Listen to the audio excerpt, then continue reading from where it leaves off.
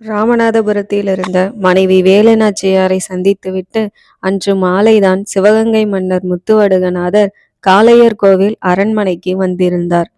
கோயில் திருப்பணி பற்றியும் மக்கள் முறையிட்ட கோரிக்கைகள் பற்றியும் கலந்துரையாடிவிட்டு இரவு உணவையும் முடித்துக்கொண்டு ஓய்வறைக்கு சென்றார் மன்னர். பஞ்சு மெத்தையில் உடம்பை கிடத்தினார். ஆனால் அவர் உள்ளம் மட்டும் ராமநாதபுரத்தில் இருக்கும் வேலுநாச்சியாரை சுற்றியும் அவரது வயிற்றில் வளர்ந்து கொண்டிருக்கும் சிசுவை பற்றியுமே சிந்தித்து கொண்டிருந்தது. அதனால் அவரது விழிகளை தூக்கம் தொடாமல் விலகி கொண்டிருந்தது. இந்த வேளையில் எங்கிருந்தோ ஒரு பாட்டோசை அவர் காதை தொட்டது.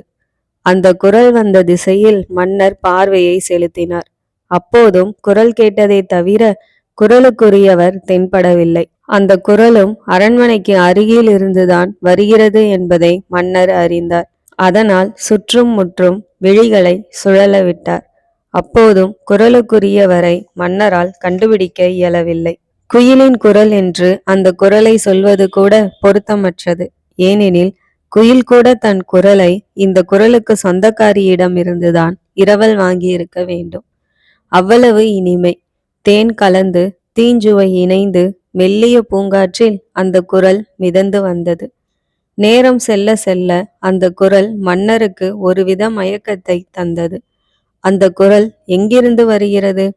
அந்த இனிய குரலுக்கு சொந்தக்காரர் யார்?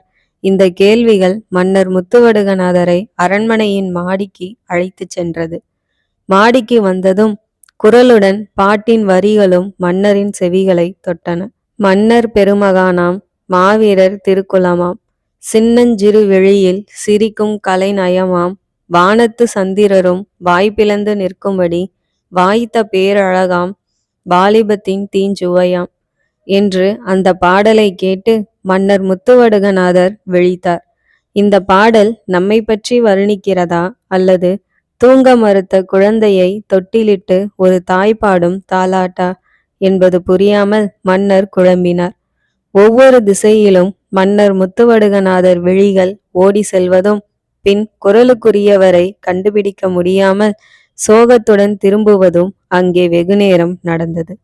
பாட்டு கேட்கிறது, ஆனால் பாடுபவர் கண்ணில் படவில்லையே என்ற ஏக்கத்தோடு அரண்மனைக்கு இடதுபுறத்தில் இருக்கும் ஒரு மாளிகை மீது மன்னர் கண்களை பதித்தார். அங்கே ஜன்னல் அருகே ஒரு ஊஞ்சல், அதன் அருகே ஒரு பெரிய விளக்கு.